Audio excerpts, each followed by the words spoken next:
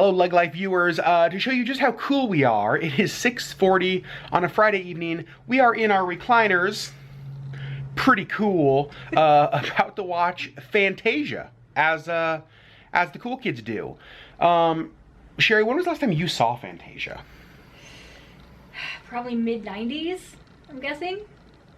20 plus years. What did you think about it when you saw it? I did not like it, and I haven't seen it since. Yeah, that's how I feel too. I watched it one time, thought it was lame, never watched it again. A little bit about Fantasia, though, that kind of surprised us, because neither of us love it. It was actually ranked number 58 by the American Film Institute when they were ranking their top 100 films, or their top 50 films, top films of the last 100 years, whatever it was. And that was kind of amazing to us, because, again, we don't love this movie. Something else about this movie, it actually didn't turn a profit until it was re-released in the 1960s. But if you think about kind of the colorful, vibrant, psychedelic nature of this movie, it doesn't take long to realize why people in the 1960s liked this movie. So, Disney's Fantasia. Yeah, I think it's pretty clear why this movie was popular in the 60s when there was heavy drug use. You kind of feel like you're on drugs just watching the normal movie. So, this is pretty interesting. This obviously music from the Nutcracker, which most of us today recognize, it's familiar to us and all that. But actually, when Fantasia came out in 1940, the Nutcracker was basically obscure. Like, it had never been performed in its entirety in full in the United States. It was rarely ever seen outside of Russia.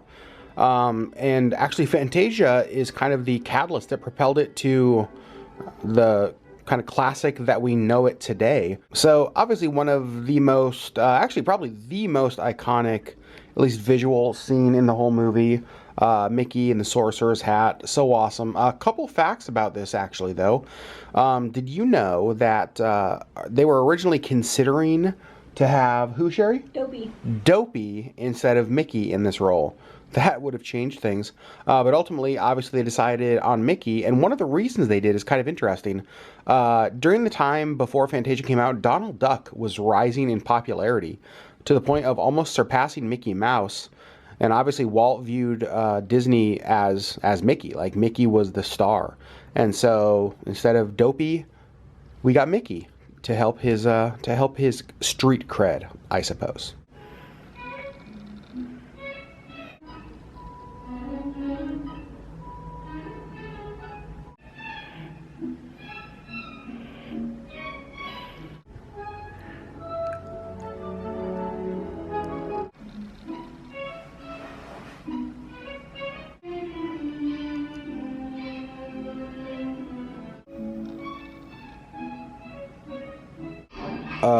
Just so we're all clear on what's happening in this scene, that's Satan, so there's that. And those are all of his demons and spirits that he's called up from the grave. So that's going on right now. This is terrifying. If I was a kid, I'd be pooping my pants. What the heck is happening?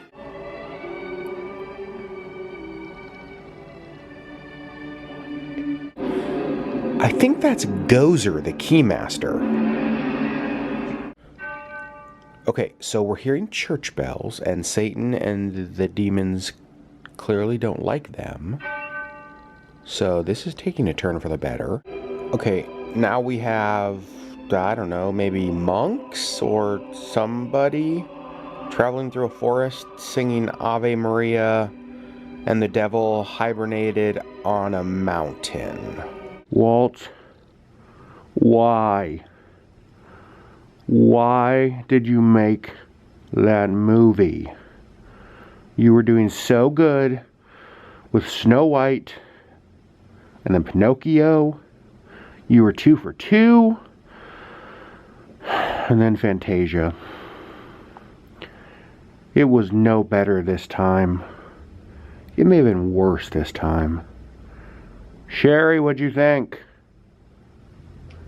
I have to respectfully disagree with the American Film Association.